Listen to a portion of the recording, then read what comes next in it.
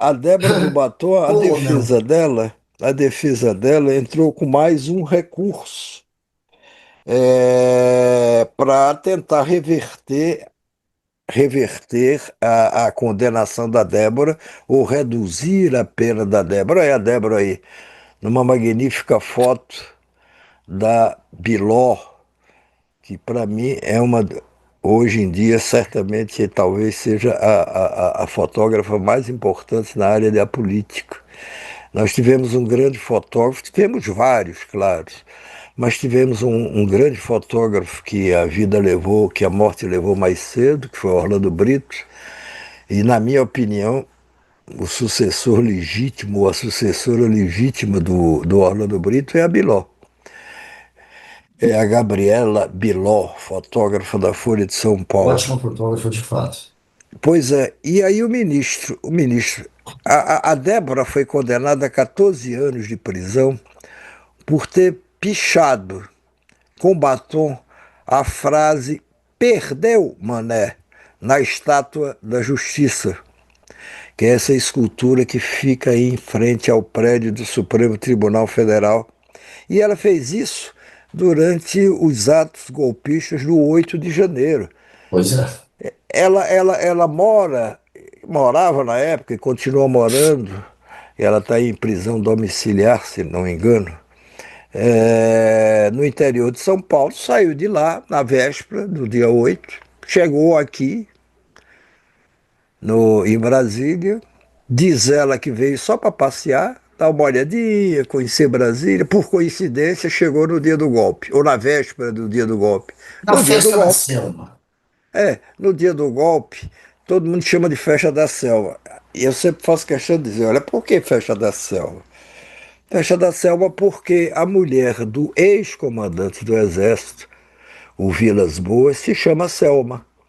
E a mulher do ex-comandante do Exército frequentava esses acampamentos militares aqui à frente do QG do Exército, no setor militar urbano de Brasília.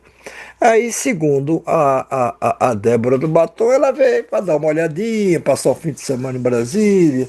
Segundo ela, tinha muita curiosidade pela arquitetura de Brasília e tudo. Coincidência, foi o dia da tentativa de golpe. Coincidência, ela aproveitou aquele movimento ali e resolveu pichar a estátua da Justiça. E aí, mas não só isso, ela não foi condenada só porque ela fez essa pichação. Ela foi condenada porque ela participou do assalto aos prédios públicos. A Polícia Federal reuniu provas de que ela não ficou só na pichação e depois foi passear. Foi passear na catedral, na torre de televisão, em outros pontos turísticos, nada. Ela estava ali na muvuca, ela estava ali no assalto aos prédios na Praça dos Três Poderes, o prédio do Palácio Planalto, o do Supremo Tribunal Federal e do Congresso. Então, não tem nada de inocente. E É aí não é só- opinião minha, é a opinião da primeira turma do Supremo Tribunal Federal, formada por 5 ministros, que a condenou. Então, coitadinha, mas ela tem uma filha, sim, mas não tinha nada que ter se metido nisso. E se meteu sabendo no que estava se metendo. Essa gente tem todos os benefícios da justiça. É um bando de mau caráter, esses que dizem que tem algum atropelo, porque não tem. A justiça do Brasil, ela é falha demais. E ela condena e é falha principalmente com quem está lá na base da pirâmide. Esses dias tinha uma indígena que foi presa logo depois de parir e foi colocada numa cela com homens por meses. Ela era estuprada pelos detentos e pela polícia enquanto estava presa. Isso sim é absurdo. Isso é nojento. A justiça permitir que isso aconteça. E esse bando de golpista tem todas as regalias da justiça. A Débora, inclusive, a maioria absoluta dos que foram pegos, aqueles que foram pegos no acampamento golpista depois do quebra-quebra, puderam fazer um acordo. Não foram presos. Mais da metade fez acordo, topou acordo. Mais de 500. E aí no acordo você só tem que passar por um curso sobre democracia e ficar sem rede social por um ano.